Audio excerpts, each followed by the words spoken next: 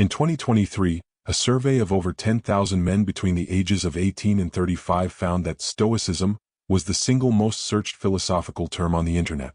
More than existentialism. More than Buddhism. More than anything Plato ever wrote. And yet, if you asked most of those men what Stoicism actually teaches, what the philosophers themselves wrote in their own words, the answers would sound almost nothing like the original text. They would sound like something else entirely. You have probably seen this version of Stoicism. Maybe you have lived it. It looks like waking up at 5 a.m. not because you want to, but because you have been told that discipline is everything.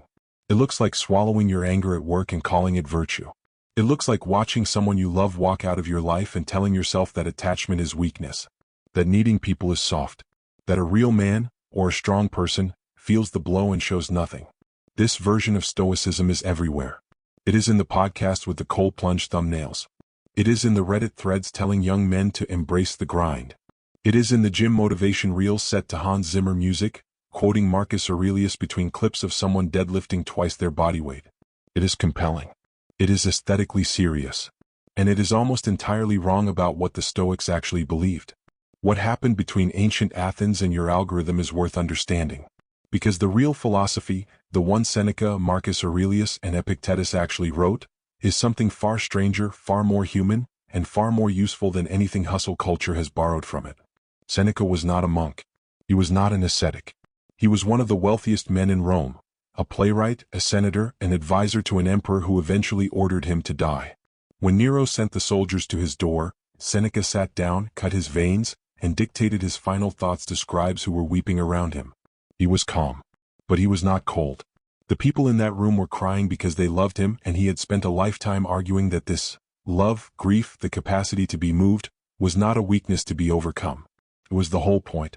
Epictetus was a former slave who walked with a permanent limp, allegedly from a master who broke his leg. He ran a school out of a small house with almost nothing in it.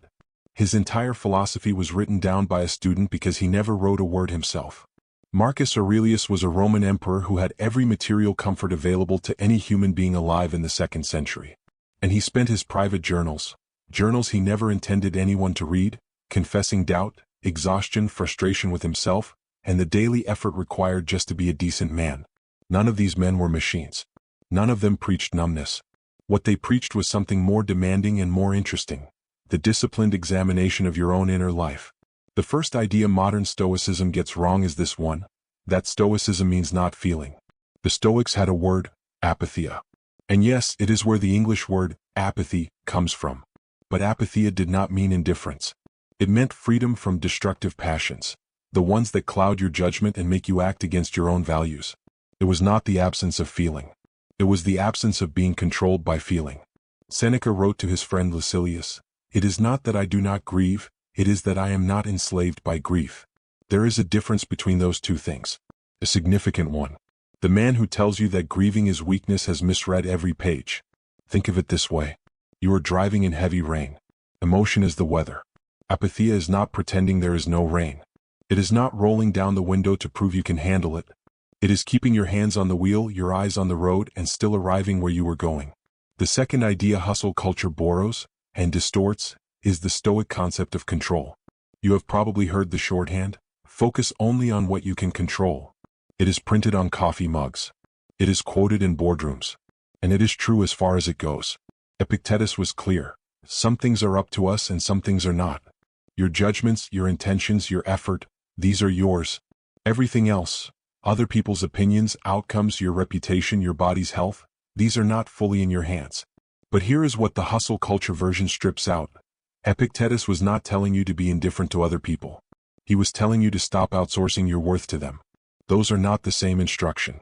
The toxic version says, care about no one, need no one, rely on nothing. The actual version says, love deeply, work honestly, and do not let the outcome of either become the measure of your soul. One of those is a philosophy. The other is just loneliness with better branding. The third distortion is perhaps the subtlest.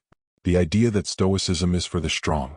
Marcus Aurelius, the most powerful man in the world for nearly 2 decades, wrote in his private journal, begin the morning by saying to yourself, I shall meet with meddling, ungrateful, violent, treacherous, envious, uncharitable men today.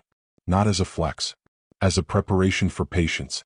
as a reminder to stay gentle in the face of difficulty. The meditations read less like a victory speech and more like a man talking himself down from the ledge of his own irritability and pride. Every page is effort. Every page is failure acknowledged and the attempt renewed. Stoicism was not designed for people who have already mastered themselves. It was designed for people who are failing at it daily and refuse to stop trying. But here is what most people miss about this, the thing that completely changes how the philosophy reads. The Stoics were not trying to make you harder. They were trying to make you clearer. Clarity is not the same as coldness. It never was. When Seneca wrote about the death of his friend, he did not tell the grieving man to stop grieving. He told him, "Let your tears flow, but let them also end. Feel it fully. Then let it pass through you rather than take up permanent residence." That is not detachment. That is something harder. That is presence without drowning. Engagement without surrender. It is the capacity to be fully in your life, feeling what is real, caring about what matters, while maintaining the part of you that observes, that chooses, that does not simply react. Think of it as the difference between a river and a flood. Water moves. It responds to the landscape. It has direction and force. A flood has no direction. It just overtakes everything in its path. The Stoics were not trying to dam the river. They were trying to give it banks. Hustle culture took a philosophy built for human complexity and flattened it into a performance of invulnerability. It took tools for self-examination and turned them into tools for self-suppression. It gave men in particular a language that sounded philosophical but functioned as permission to shut down. The real Stoics would have found that baffling. And a little sad.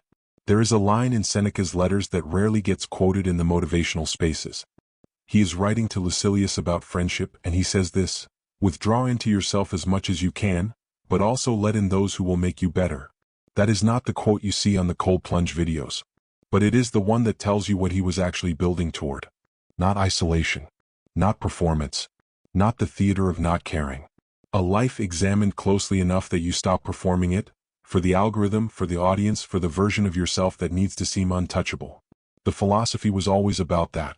The quiet interior work. The daily effort to see yourself clearly and act accordingly. Not harder. Not louder. Not more optimized. Just more honest. With yourself first. That is what was taken from you. And now you know where to find it.